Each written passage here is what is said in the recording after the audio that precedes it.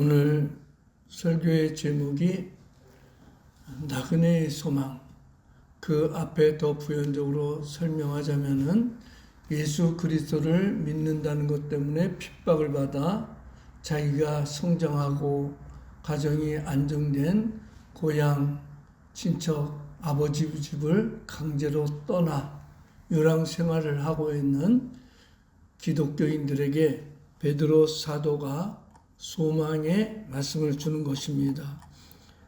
우리가 성경을 읽을 때 그 배경을 필히 알아야 되는데 그 이유가 뭐냐면은 그 당시 시대적인 배경과 역사를 알고 그 말씀이 또 지금 우리에게는 어떻게 적용되는지를 우리가 깨달을 때 하나님의 말씀이 살아 운동력이 있어서 우리의 인격과 우리의 생활을 이끌어가는 것입니다. 성경에 흔히 나그네라는 말은 하나님의 선택을 받은 믿음의 사람들을 말하는데 제일 먼저 사용된 것이 믿음의 조상 아브라함이 137세 때 그의 아내 사라가 죽자 헷 사람들에게 묘를 안창할 수 있는 굴을 샀습니다. 또 굴 주변에 있는 밭도 돈을 주고 사가지고 그 햇사람에게 하는 말이 나는 당신들 중에 나그네요 거류하는 자이니 라면서 자신은 하나님으로부터 선택을 받은 선민으로서 이 세상 어느 한 곳에 정착을 하는 것이 아니라 유랑인을 삶을 살면서 나그네로서 잠시 이 땅에 거류하는 자라. 물론 하나님께서 가나안 땅을 축복으로 약속을 주셨지만 가나안 땅이 하나님이시 축복의 약속의 땅이라고 해서 거기서 영원히 거하는 것이 아니라 보다 더 나은 본향, 하나님이 예비해 둔 천국의 본향을 향해서 신앙의 순례자로 가기 때문에 이 땅의 거류민이다. 또 나그네라 라는 말을 썼습니다. 그리고 그뿐만 아니라 야곱 자신도 137세 바로 왕 앞에 서가지고 내 나그네 길의 세월이 130년이다 라고 말을 했습니다. 자신의 인생 그 140년이 나그네 길을 살았다. 그렇다고 해서 매년 또 돌아다니는 것은 아닙니다. 어느 한 곳에 정착했다가 또 다른 곳으로 이주하고 거기서 몇십 년 살고 이러기를 130년이지만 그 생활 자체가 본래는 나그네 길이었다라고 했습니다. 그리고 훗날 야곱의 후손들이 애굽으로 이주해가지고 애굽에서 큰 민족이 됐을 때 하나님께서는 모세를 선택해서 이스라엘을 구원하기로 했는데 모세가 미리암의 족장 딸 미디안의 족장 딸과 결혼한 후 첫 아들을 낳고 그 이름을 게르솜이라고 했습니다. 객이란 뜻, 나그네란 뜻으로 이름을 정했습니다. 그 이유는 모세가 자기가 태어난 곳, 자기가 성장한 곳 애굽이고 지금은 미디안 광야에서 나그네로 살고 있지만 언젠가는 하나님이 주신 본향으로 돌아가야 되기 때문에 나는 돌아가지 못할지라도 내 아들, 내 후손은 돌아가야 된다 하는 그런 뜻으로 아들 이름을 게르솜이라고 줬습니다. 그렇죠. 이렇듯이 믿음의 조상 아브라함부터 모세까지 또 이스라엘 백성들이 애굽에서 나와서 가나안에 정착하기까지 그뿐만 아니라 그 후에도 이스라엘의 역사를 보면 나그네의 역사였습니다.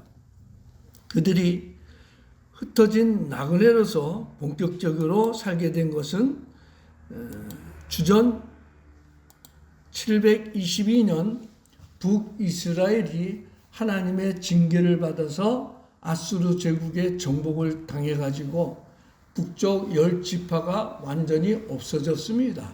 그리고 아수르 민족하고 혼합을 해가지고 결혼함으로 사마리아 사람이 태어났습니다.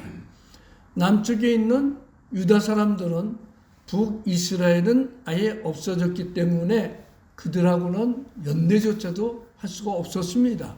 왜냐하면 하나님이 정한 선민 의식이 사라졌기 때문입니다. 그렇다고 해서 남유다도 계속 보존된 건 아닙니다. 주전 722년 바벨론에 의해서 하나님의 징계를 받아 완전히 멸망하고 그나마 남아있는 두 지파마저 흩어졌습니다. 바벨론은 이스라엘의 뛰어난 사람, 또 학자, 귀족, 왕족 이런 사람들을 다 포로로 끌고 가서 또 바벨론에서 종으로서 부려먹기도 했습니다.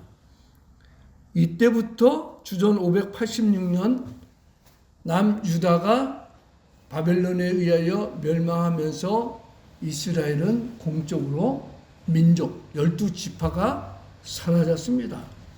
그 후 바벨론이 멸망하고 일부는 고국 예루살렘으로 돌아왔지만 더러 많은 사람들은 바벨론 땅에 남아가지고 거기서 흩어진 나그네로서의 삶을 살았습니다. 그러고 나서 이제 로마 제국이 헬라 제국을 멸망시키고 세계 패권을 잡을 때 세계 각국에 도시를 만듭니다. 새로운 도시를 만들 때 제일 먼저 그 신도지에서 상권을 이루기 위해서는 유대인들을 선택했습니다. 왜냐하면 야고보서에 보면 유대인들은 장사를 잘합니다. 지금도 그렇지만 이미 2000년 전에도 장사 상술이 뛰어났기 때문에 도시를 형성하려면은 상인들이 제일 먼저 가야 됩니다. 그래서 유대인들로 하여금 신도시를 개발하도록 특권을 주었습니다. 자연히 유대인들은 로마의 각 지역 세계적으로 뻗어가 있는 도시에 가서 잘 살기 위해서 자연적으로 흩어졌습니다. 그런데 이때까지는 그래도 소극적이었지만 주 1세기 때는 기독교인들이 주로 핍박을 받았습니다. 로마가 세계를 제패할 때까지는 유대인들이 국적으로는 유대인들이 핍박을 받았지만 이제 주 1세기 이때부터는 유대인의 핍박이 아니라 기독교인들이 핍박을 받습니다. 그 기독교인들의 핍박은 두 가지인데 첫째는 유대교인들로부터 하나님을 배신했다고 율법을 지키지 않고 예수 그리스도를 믿는 나는 예수 그리스도를 믿어서 구원받는다는 것 때문에 기독교인들을 핍박하기 시작했습니다. 그 후 로마의 유명한 디도 장군이 예루살렘을 함락할 때 110만 명의 유대인들이 대학살을 당했습니다. 그때 로마에서는 유명한 네로 황제가 지배를 하고 있었는데 네로 황제는 로마시를 새로 건설하기 위해서 부수고 건축했는데 명목이 없었습니다. 그래서 로마시를 불태워가지고 큰 4개 구역 중에서 3구역이 완전히 불에 타서 사라지게 됐습니다. 그때 로마 시민들이 너무나도 극렬하게 불만을 갖고 있으니까 그 모든 책임을 기독교인들에게 전가시켰습니다. 기독교인들이 로마시를 불태웠다. 기독교인들은 저들이 모임 때 보면은 피를 나눈다. 사람을 죽여서 피를 마신다. 즉 성찬식에 포도주를 나누면서 예수 그리스도의 언약의 피를 마시라 하는 이 말을 잘못 해석해 가지고 기독교인들은 사람의 피를 마신다. 이런 식으로 핍박을 하기 시작했습니다. 이때부터 무려 300년 동안 그리스도인들은 로마의 대피해를 또 대학살을 당하게 됩니다. 지금 베드로 사도가 흩어진 나그네들이라고 한 것은 바로 이 로마 시대, 특히 네로 황제 시대에 기독교인들이 핍박을 받아갖고 어쩔 수 없이 뿔뿔이 흩어진 그 나그네들에게 소망의 메시지를 던진 것입니다. 주 1세기 예수 믿는다는 것 때문에 핍박받는 것은 제일 먼저 사도행전 8장에 나옵니다. 사울이 스데반 집사가 순교당한 것을 마땅히 여기면서 그날에 예루살렘에 있는 교회에 큰 박해가 있어 사도 외에는 다 유대와 사마리아 모든 땅으로 흩어지니라. 즉 유대교의 핍박을 받아가지고 기독교인들이 멀리 뿔뿔이 흩어지게 되었습니다. 그런데 이 흩어진 사람들, 박해를 피해가지고 멀리 탄 곳에 간 사람들이 또 가는 곳곳마다 복음을 전해가지고 그 지역이 교회가 생깁니다. 하나님의 섭리였습니다. 이처럼 기독교인들이 로마 교로부터 핍박을 받고 황제를 섬기지 않는다는 그런 이유 때문에 핍박을 받고 또 유대교인들한테는 하나님을 온전히 믿지 않고 율법을 지키지 않는다는 것 때문에 핍박을 받아서 뿔뿔이 흩어진 그 사람들에게 베드로 사도가 소망의 메시지를 전한 것입니다. 그렇다면 이 소망의 메시지, 흩어진 나그네들에게 주는 사도의 이 소망이 무엇이냐? 첫 번째 보면은 삼위일체 하나님의 은총을 받은 나그네라는 거예요. 지금 예수 그리스도를 믿어서 뿔뿔이 흩어졌지만 그래도 핍박을 받아가지고 어쩔 수 없이 타국으로 흩어졌을지라도 그들은 삼위일체 하나님의 은총을 받은 자라는 것입니다. 1절에서 2절에 보면 예수 그리스도의 사도 베드로는 본도, 갈라디아, 갑바도기아, 아시아와 비두니아에 흩어진 나그네 곧 하나님 아버지의 미리 아심을 따라 성령이 거룩하게 하심으로 순종한가 예수 그리스도의 피뿌림을 얻기 위하여 택하심을 받은 자들에게 편지하노니 은혜와 평강이 너에게 더욱 많을지어다 라고 했습니다. 지금 베드로 사도가 흩어진 나그네, 지금 보면 갈라디아는 그리스 땅이죠. 갑바도기아 마찬가지고 아시아, 비두니아에 흩어진 나그네. 이 사람들 대부분 보면은 갑바도기아는 지금 터키를 말합니다. 즉 아시아와 유럽 전역으로 피해서 흩어져 있는 그리스도인들에게 은혜와 평강을 주는데 단순한 은혜와 평강이 아니라 성부 하나님, 즉 하나님 아버지의 미리 아심, 하나님의 예정을 받아서 선택받은 그리스도인들, 그들은 성령이 거룩하게 하심으로, 즉 성령께서 거듭나게 하심으로 예수 그리스도의 피뿌림, 구원을 믿게 된, 즉 삼위일체 하나님을 믿은 그리스도인들에게 위로의 소망을 주는 것입니다. 여기 보면 이미 베드로 사도가 삼위일체 하나님에 대한 교리를 먼저 확실하게 해놨습니다. 흩어졌다고 하는 말은 우리가 잘 아는 디아스포라, 헬라 말로 디아스포라라고 하죠.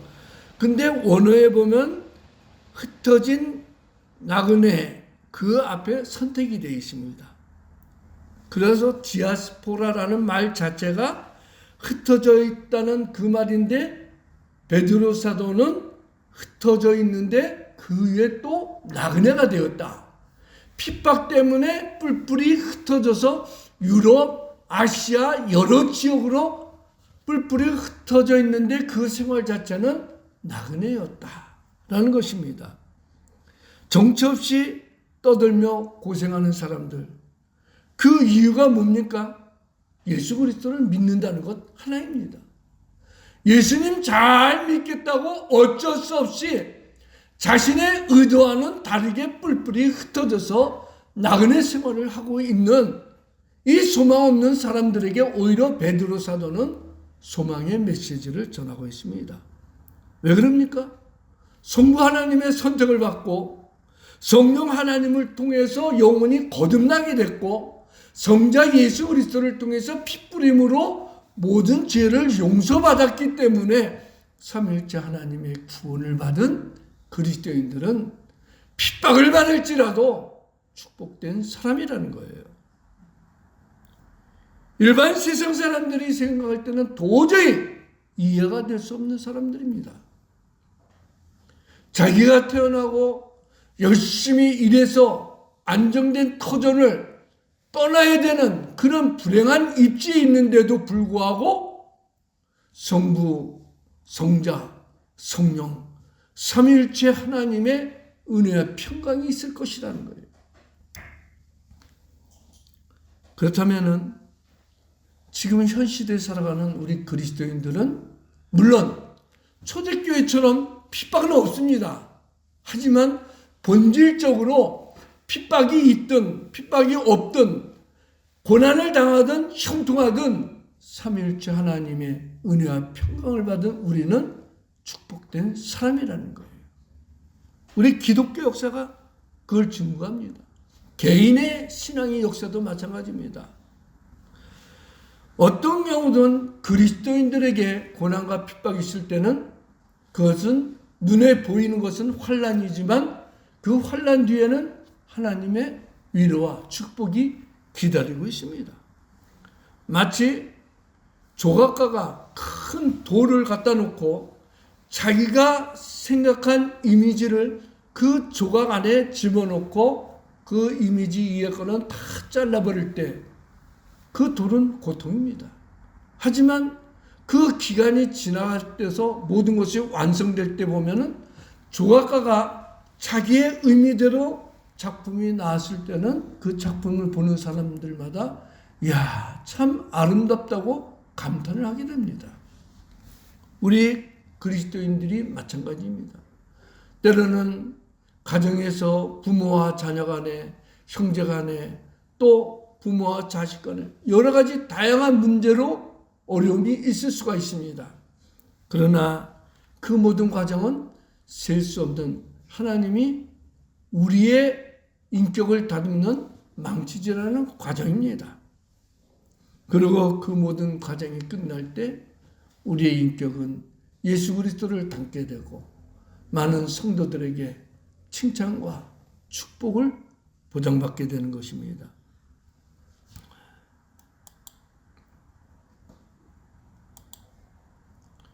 여기 보면 제주도 신두레에 가면은 하멜 기념비라는 곳이 있습니다.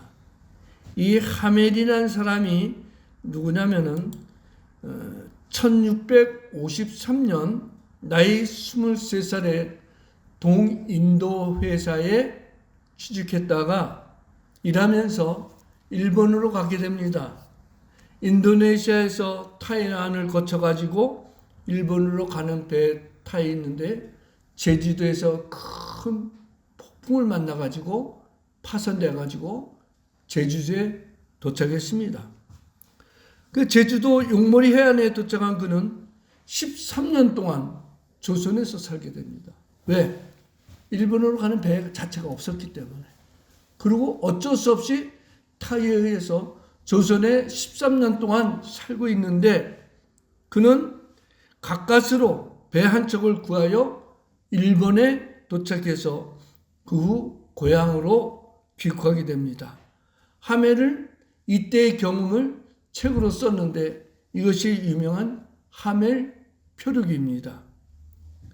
하멜은 그 하멜 표류기에서 조선인들의 이 국민성을 이렇게 기록해놨습니다. 조선인들은 첫째, 도둑질, 남을 속이기, 거짓말을 잘한다. 둘째, 조선인들은 남을 괴롭히는 것을 영웅으로 착각한다. 그래서 힘없는 서민들은 모진 고난을 당하고 있다.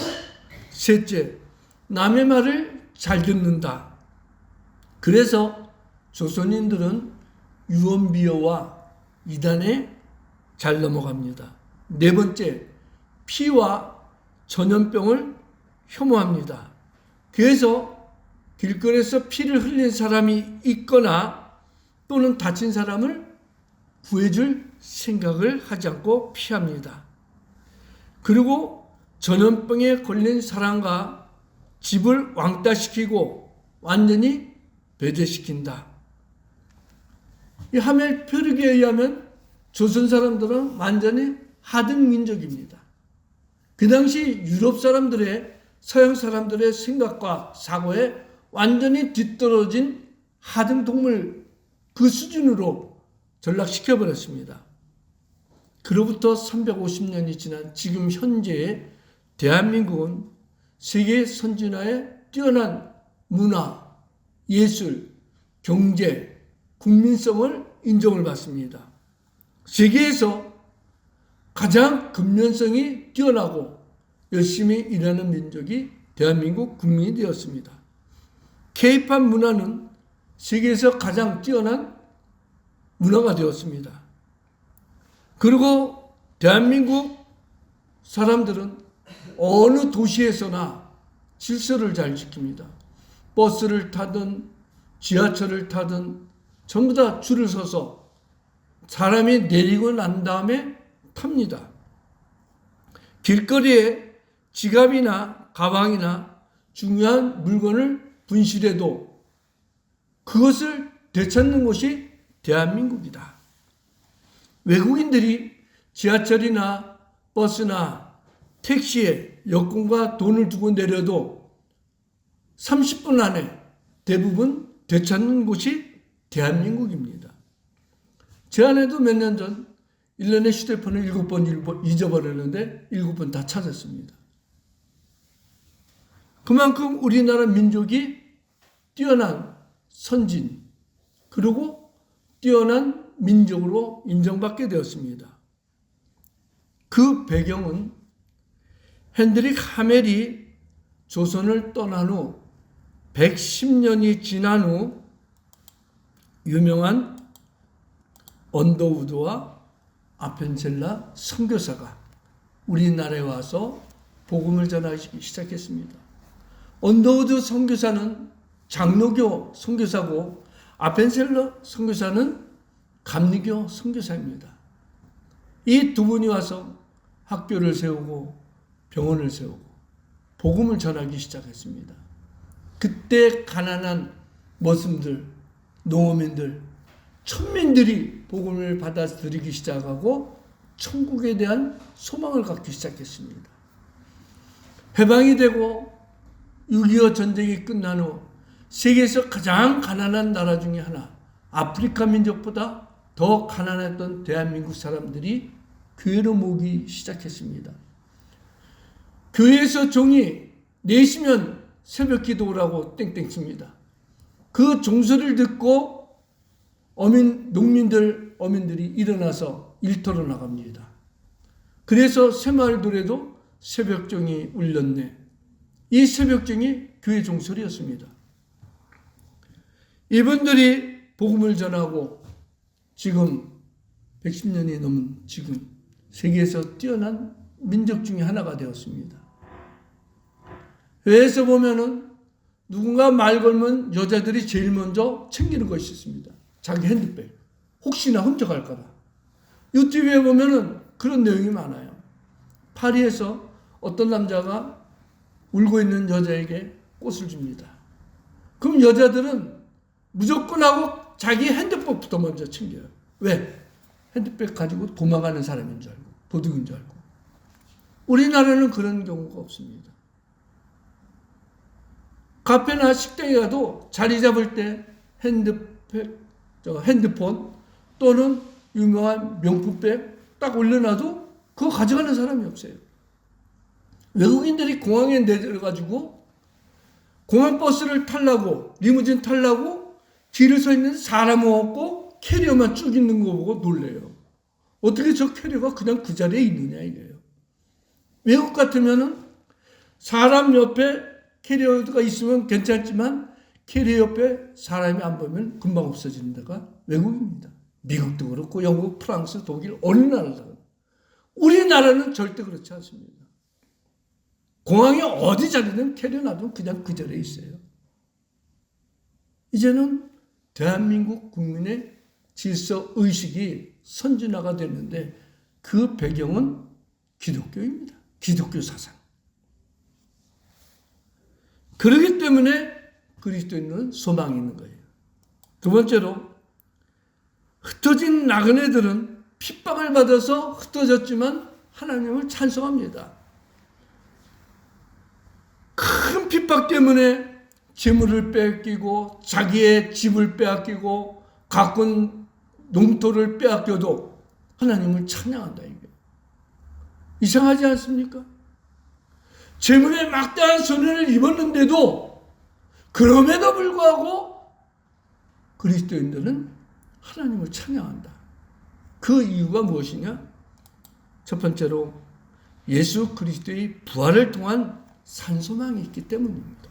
3절에 우리 주 예수 그리스도의 아버지 하나님을 찬송하리로다.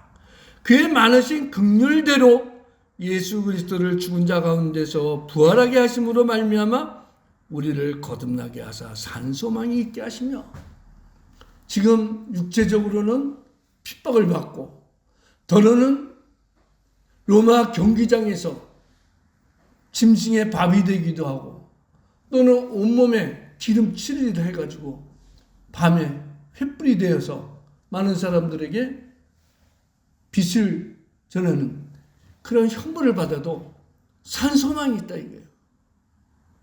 그리스도의 산소망은 예수 그리스도를 다시 부활하신 하나님이 그리스도를 믿는 모든 성도들을 동일하게 부활시킨다는 거예요. 만약 기독교에 부활이 없다면 우리 신앙은 마치 헛것입니다. 바울사도 그러죠. 고린도 교인들에게 15장에 보면 만일 그리스도의 부활이 없다면 우리의 믿음은 헛된 것이다. 하지만 예수 그리스도가 부활의 첫 열매가 되었듯이 예수 그리스도를 믿는 우리 모든 그리스도인들은 하나님께서 다시 부활시킨다. 이 부활에 대한 소망을 가지고 하나님을 찬양하라는 거예요. 부활이라고 하는 것은 두 가지 종류의 부활이 있습니다. 첫째는 예수 믿기 이전에 사탄의 지배를 받던 우리 영혼이 하나님과의 관계가 단절되어서 죽었던 우리 영혼에 하나님께서 성령을 보내주시고 성령이 우리 안에 임재함으로 죽었던 우리 영혼이 다시 거듭나서 하나님을 믿게 되는 것. 이것이 첫 번째 부활이고, 두 번째 부활은 예수 그리스도께서 다시 재림하실 때 천국에 있던 영혼들이 하나님의 능력으로 죽었던 육체가 다시 부활해서 하나로 부활체로 되는 것. 두 번째 부활이고, 또 예수님이 부활할 때 살아있는 자들의 우리 같은 지금 현재의 몸이 다시 죽지 않는 부활체로 바뀌어가지고 예수 그리스도를 영접하게 되는 것. 이것이 두 번째 부활인 것입니다. 이러한 부활이 있기 때문에 그리스도인들은 죽음도 이겨낼 수 있었던 것이고 어떠한 핍박도 견뎌낼 수 있었던 것입니다. 만일 기독교의 부활이 없다면 우리는 죽음을 두려워할 수뿐이 없습니다. 하지만 예수 그리스도는 다시 부활하셨고 하나님은 그 예수 그리스도를 믿는 모든 그리스도인들을 다시 부활시킨다. 이 소망 있는 약속 때문에 우리는 핍박을 받아도 때로는 힘들고 어려운 인생의 역경을 갈지라도 하나님을 찬송할 수 있는 산소망이 있는 것입니다. 두 번째로 하늘에 있는 영원한 기업을 받았기 때문입니다. 4절에 보면 썩지 않고 더럽지 않고 쇠하지 아니하는 유업을 있게 하시나니 곧 너희를 위하여 하늘에 간직하신 것이라. 참, 얼마나 소망이 있습니까? 썩지 않는다는 것은 이 말씀의 뜻 그대로 하면 어떤 상태에서도 부패하지 않은 상태로 영원히 존재하는 것. 세상에 있는 모든 것들은 다 부패하고 언젠간 사라집니다. 더럽지 않고라는 말은 불에 타지 않고 또 다른 색깔로 변질되지 않는 이런 뜻으로 결코 변하지 않는다는 것입니다. 세상의 기업은 유행 따라 또 시대 따라 변하고 더러는 사라지기도 합니다. 하지만 하나님께서 우리를 위하여 주신 이 천국의 기업은 결코 유행을 타지 않습니다. 사람을 따라 시대나 환경을 따라 변하지 않습니다. 쇠하지 아니하는 이란 말은 영원히 그 아름다움을 보존한다 그런 뜻입니다. 왜냐하면 인간이 만든 기업이 아니라 영원하신 하나님이 우리를 위하여 준비하신 영원한 천국이기 때문에 결코 하나님이 우리에게 주신 기업은 변하지 않는다는 거예요. 성도 여러분, 당시 로마가 세계를 주름잡고 패권을 누리고 있을 때 그때 기독교는 핍박을 받았습니다. 그때 역사가들은 로마 제국은 1000년을 갈 것이다 라고 했지만 로마 제국은 역사의 무대에서 사라졌습니다.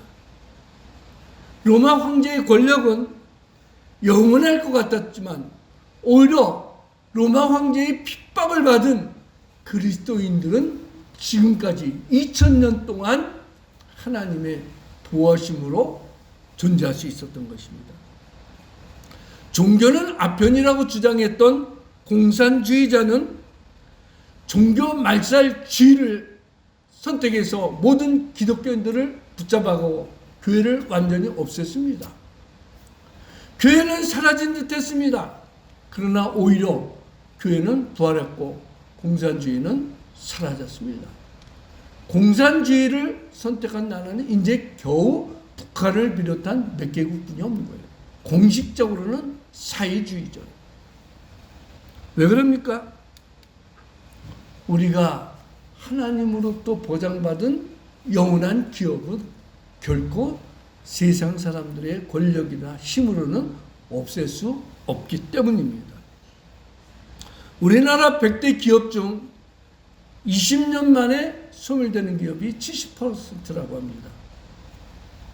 근데 하나님께서 우리에게 주신 천국의 기업은 과거 2000년부터 또 지금 현재도 앞으로도 영원토록 쉬어하지 않고 시들지 않고 영원토록 우리에게 보장되는 것입니다. 초대교회 당시 로마의 황제는 기독교인들에게 큰 핍박을 하면서 지금이라도 그리스도인을 기독교인들은 예수를 부인하고 황제를 주로 섬기겠다면은 살려주고 생활을 보장해 준다고 해도 그것을 거부했습니다. 우리의 주는 예수 그리스도요. 그는 하나님의 아들이십니다. 그 신앙만큼은 죽음과도 바꿀 수 없었습니다. 왜 그럽니까? 하나님께서 우리에게 천국의 영생, 천국의 기업을 약속했기 때문입니다. 마지막 세 번째,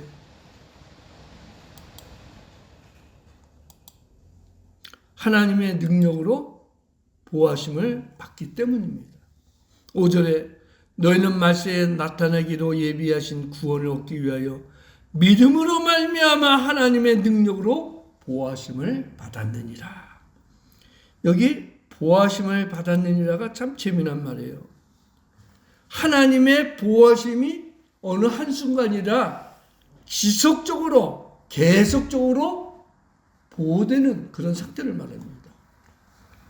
원래 이 말은 군사적인 용어로 로마 황제의 막강한 군대로부터 로마 시민들이 보호받는 그 뜻으로 사용됐습니다.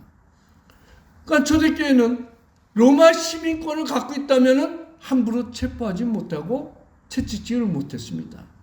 바울 사도가 복음을 전하다가 옥에 잠깐 갇혔을 때, 또 그 다음에 두 번째로 예루살렘에 가서 복음을 전하다가 잡혀가지고 이 천부장이 바울 사도를 묶고 채찍으로 때리려고 할 때 바울이 뭐라고 그러냐면, 로마 시민이 된 나를, 죄를 지적하지도 않고 감옥에 가두고 채찍질 할 수가 있느냐 할 때 백부장이 놀랐습니다. 어떻게 로마 시민권을 갖고 있느냐? 바울 사도가 나는 태어나면서부터 아버지로부터 로마 시민권을 받았습니다 하자, 그 천부장은 나는 돈을 많이 주고 로마 시민권을 샀다. 그러면서 로마 시민권을 갖고 있다는 바울을 묶어갖고 채찍질 하려고 했던 그 자체 때문에 두려웠다고 했습니다. 왜? 로마 황제에게 큰 문책을 받거든요.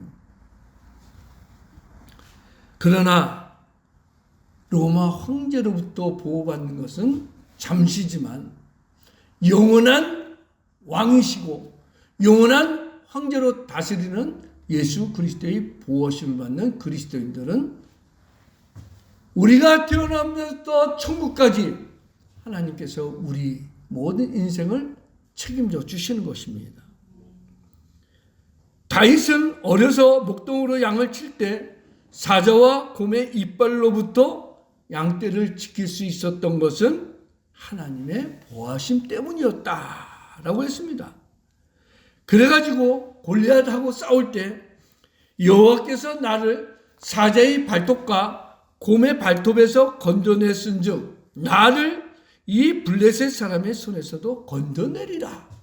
하나님이 지금까지 지켜주신 것처럼 저 골리앗의 큰 장군을 하나님이 나로 하여금 이길 수 있도록 지켜주신다는 것을 믿었던 것입니다. 바울 사도도 디모데후서 4장 7절에 보면 디모데에게 주께서 내 곁에 서서 나에게 힘을 주심은 나로 말미암아 선포된 말씀이 온전히 전파되어 모든 이방인이 듣게 하려 하심이니 내가 사자의 입에서 건짐을 받았느니라. 큰 환난에서 자기가 살아날 수 있었던 것은 하나님이 지켜주시기 때문이었다라고 했습니다.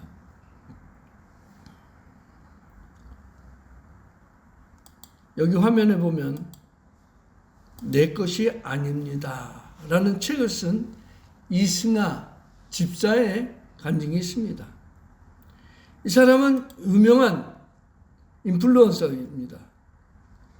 이 사람이 남편이 유명한 대기업의 연구원인데 선임 연구원입니다. 봉급도 많습니다.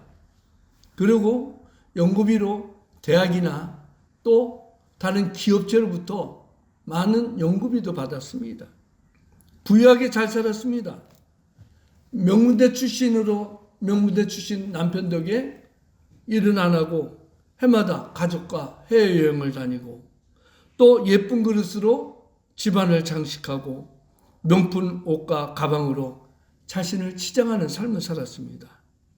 파워블로그에서 자신의 명품 옷, 가방, 비싼 가전제품, 해외여행기 등을 블로그에 올려가지고 인터넷에서 유명한 여자가 되었습니다. 그런데 하루아침에 모든 것이 무너졌습니다. 이유는 결혼 17주년 되는 날을 앞두고 남편이 갑자기 구토와 두통으로 인해 응급실에 실려갔습니다. 그리고 폐암 말기라는 청천벽력 같은 판정을 받았습니다. 그녀는 그때의 모습을 이렇게 책에 표현했습니다. 저는 그 행복이 영원할 것으로 생각했습니다. 제 꿈만 같은 결혼 생활이 17주년을 며칠 앞두고 종지부를 찍게 되었으리라고는 감히 상상도 하지 못했습니다. 저는 남편이 응급실에 실려가는 그날도 눈발을 헤치면서 열심히 명품 쇼핑 삼매경에 빠져 있었고, 올 겨울에는, 올 연말에는 어디로 해외여행을 갈까 생각했으며, 아이들 겨울 방학 때는 도배를 새로 해가지고 집 분위기를 바꿔야겠다라고 마음먹고 있었습니다. 그런데 그날 이후 모든 것이 무너진 것입니다. 그녀는 남편의 건강 회복을 위해서 하나님께 간절히 기도했습니다. 하지만 남편은 10개월 만에 세상을 떠났습니다. 그렇다고 해서 그 고난이 헛된 것은 아니었습니다. 그 기간에 부부는 병실에서 하나님을 함께 찾고 부부가 함께 기도했습니다. 그러면서 이 세상이 아닌 하늘나라의 것을 바라보게 되었고 천국을 소망하는 믿음의 사람들이 되었습니다. 그래서 그녀는 명품 물건과 인테리어를 자랑하던 블로그에 내 것이 아닙니다 라는 제목으로 자신의 간증을 올렸는데, 이 글이 한 달 뒤에 조회수 420만 건, 연 2천만 건이 되어 수많은 사람들이 감동을 준 글이 되었으면서 책으로 발간되었습니다. 그녀는 그 책에서 이렇게 말합니다. 한때는 이 아름다운 집이 저의 큰 자랑이었습니다. 하지만 남편이 아프고 나니 내가 있어야 될 곳은 궁궐 같은 우리 집이 아니라 몇 평 안 되는 비좁은 병실이었습니다. 바라만 보아도 뿌듯했던, 그리고 참으로 고운 접시들, 수많은 예쁜 그릇들, 그것들도 남편과 함께하는 병실에선 아무런 소용이 없습니다. 제가 황량한 병실에서 쓸 수 있던 건 보잘것없는 플라스틱 접시와 종이컵 뿐이었습니다. 20년 넘게 나의 자랑이었던 내 남편조차도 제 것이 아니었습니다. 이제는 압니다. 내 사랑하는 아이들조차 제 것이 아니라는 것을요. 이와 같은 이유로 근심, 염려 또한 제 것이 아닙니다. 그분 것입니다. 이제 저는 압니다. 이 땅은 잠시뿐이요, 그 후에는 영원한 천국이 있다는 것을 압니다.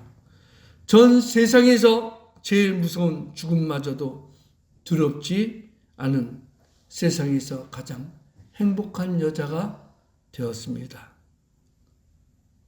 성도 여러분, 나는 아무것도 아닙니다 라고 고백하는 순간 하나님은 천국뿐만 아니라 이 세상의 모든 것을 마음에 당겨줍니다. 내 손에 있어야 내 것이 아닙니다. 내 마음에 있을 때, 그리고 내 마음에 천국을 확신할 때, 아내도 자식도 부모도 다 그리스도 예수 안에서만이 나의 것이었던 것입니다. 성도 여러분, 우리는 흩어진 나그네와 같이 천국의 본향을 향해가는 순례자입니다. 이런 나그네의 길을 가는 동안 유형, 무형의 고난을 받을 수가 있습니다. 때로는 생각지도 못한 절망의 구렁이에 빠질 때도 있습니다. 하지만 그래도 그런 가운데서도 우리는 하나님을 찬양해야 됩니다. 왜냐하면 하나님께서는 우리에게 썩지 않고 쇠하지 않고 시들지 않는 영원한 천국을 기업으로 주셨기 때문입니다. 기도하겠습니다.